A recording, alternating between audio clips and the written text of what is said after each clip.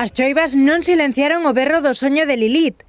Para este colectivo feminista, este 8 de marzo é un punto de inflexión na historia da muller grazas á súa loita. Os actos reivindicativos da pasada xornada superaron as expectativas da asociación neste histórico día para que o papel da muller na sociedade deixe de ser invisible.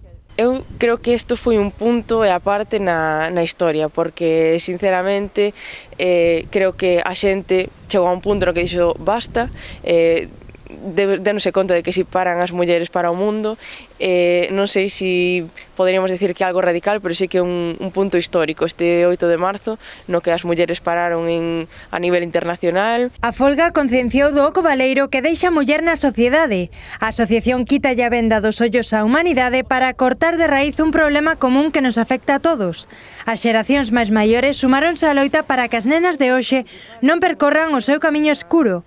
Pero as novas xeracións tampouco quedaron atrás e alzaron a súa voz máis forte que nunca por todas aquelas mulleres mortas e mesmo as que quedan na casa. A verdade é que non recordo unha concentración tan grande como esta en Vila García polo 8 de marzo.